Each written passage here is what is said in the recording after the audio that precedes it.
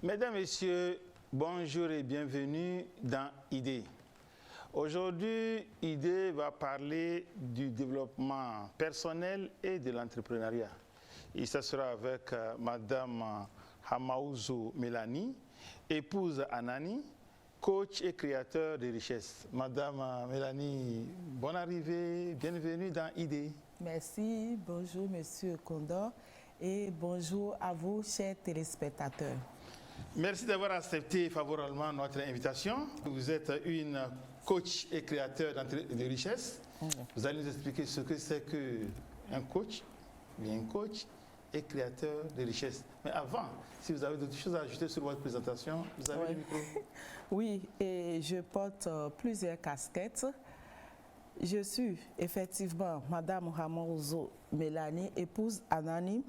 Je suis une grande motivatrice. Je suis coach en développement personnel. Je suis également créatrice de richesse, comme M. Kondo l'a dit. Je suis la fondatrice ou bien la cofondatrice de l'Université libre du 21e siècle. Je suis également la présidente du réseau Amazon International. Ce réseau qui compte aujourd'hui plus de 4000 membres à travers le monde. Et pour finir, je suis une femme qui vient de très loin. Je disais tout à l'heure que nous allons parler du développement personnel et de l'entrepreneuriat. Comment comprenez-vous ce thème, développement personnel et l'entrepreneuriat? Le développement personnel, c'est un ensemble de pratiques qui a pour objectif d'améliorer la connaissance de soi, l'estime de soi, la confiance en soi, pour pouvoir réaliser ses objectifs, c'est-à-dire ses rêves. Aujourd'hui, le développement personnel est incontournable dans toute notre vie, que ce soit dans la vie de couple, que ce soit, comme le titre de l'émission l'a dit, que ce soit dans l'entrepreneuriat, le développement personnel aujourd'hui est indispensable. On ne peut plus se passer du développement personnel en ce 21e siècle. Monsieur Kondo. Oui, quand on parle toujours de développement personnel, on fait allusion à quoi? Le développement personnel, c'est un ensemble de pratiques qu'on utilise pour aider l'individu à prendre conscience de qui il est réellement. Monsieur Condor, excusez-moi de vous dire, vous n'êtes pas que la chair qu'on voit là. Vous êtes un être humain en 4 dimensions. Moi, j'ai pour l'habitude de dire qu'il faut équilibrer ces 4 dimensions en nous. Les 4 dimensions qui sont d'abord le physique. Et pour ça, quand les gens viennent à moi, il y a des exercices à faire. Ces exercices, ce n'est rien d'autre que l'exercice physique. Il faut faire du sport pour avoir un physique attrayant en même temps qui agit sur votre santé. Donc, parlant des 4 dimensions, je vous ai parlé du physique. Il faut équilibrer. Après le physique, il faut l'esprit. L'esprit, c'est-à-dire le spirituel. Il y a un divin en nous. N'est-ce pas que Dieu a dit qu'il nous a créés comme des petits dieux. Nous sommes des petits dieux. Donc, cette divinité qui sommeille en nous, comment réveiller cela? D'accord? Donc, par rapport à ça, vous devez avoir confiance à votre Créateur. On ne peut pas adorer 2 dieux. C'est l'unique, le Créateur du ciel et de la terre. Il faut avoir confiance. Il faut se donner totalement à ce Dieu par la prière. Et c'est ce qui fait que, au moment où vos forces physiques vont finir, vous pourrez lui faire appel et il va vous répondre. Parce que l'homme, on n'est pas aussi puissant. C'est Dieu qui est puissant en nous. Donc, il faut réveiller cette divinité en nous. Il y a l'autre dimension qui est l'intellect. Nous ne devons jamais cesser d'apprendre. On ne finit jamais d'apprendre. On doit être des éternels étudiants, quoi qu'en soit notre domaine d'activité. Et il y a l'âme. Nous sommes dans un monde, le social. On doit faire en sorte d'être l'homme le plus généreux qu'il soit au monde. Quand quelqu'un te dit de faire un pas, il faut faire 2. Et fais toujours le bien que tu peux faire. Il ne faut pas faire à peu près. Il faut faire en sorte qu'on ne trouve pas quelqu'un d'autre qui soit plus excellent au monde que toi. Et moi, je ne sais pas si c'est une aptitude que Dieu m'a donnée depuis que je suis née, depuis les cours primaires, je me bats toujours pour être la première de ma classe. Vous êtes coach et créateur de richesse. Créateur de richesse, qu'est-ce que ça veut dire? Nous sommes des petits dieux. Nous sommes puissants au-delà de toute limite. Grâce au développement personnel, vous pouvez avoir tout ce que vous voulez.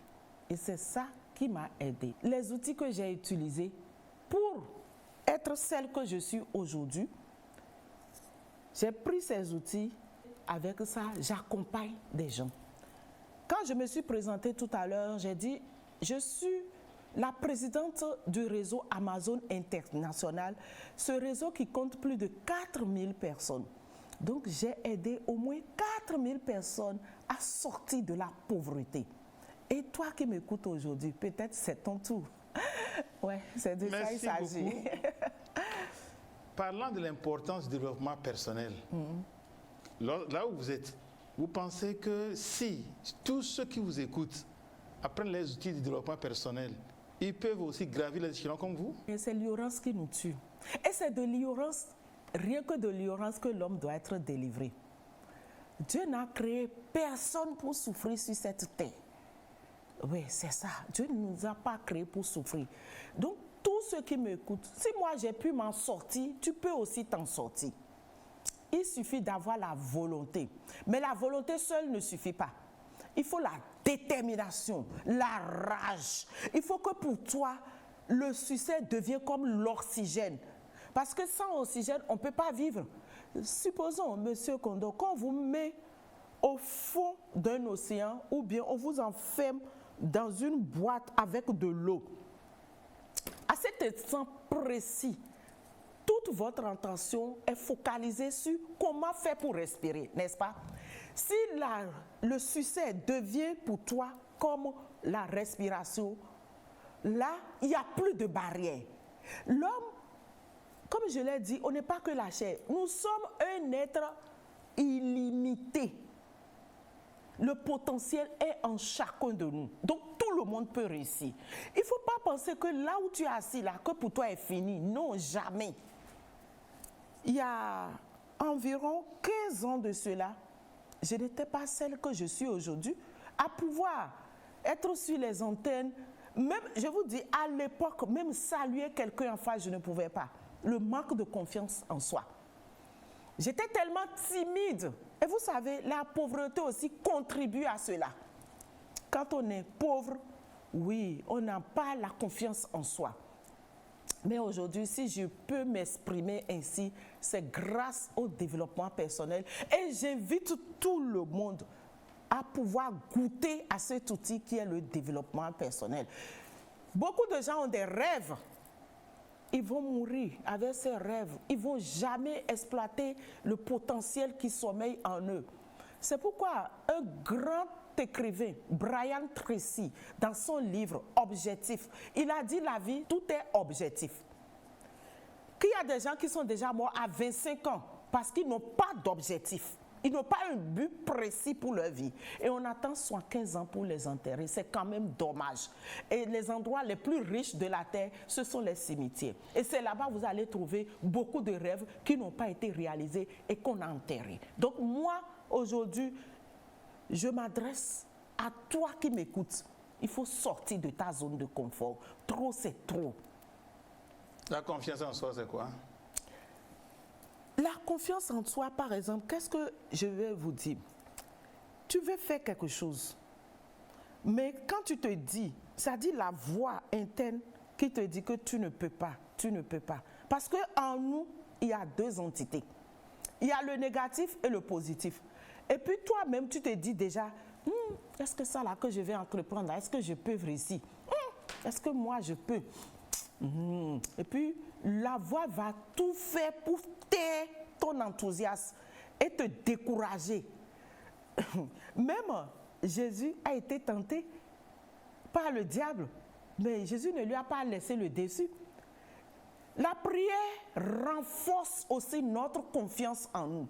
Parce que tu sais que au-dessus de toi, il y a un être suprême. qui peut tout te donner. C'est pourquoi moi j'adore beaucoup le chiffre 1, l'unique Dieu.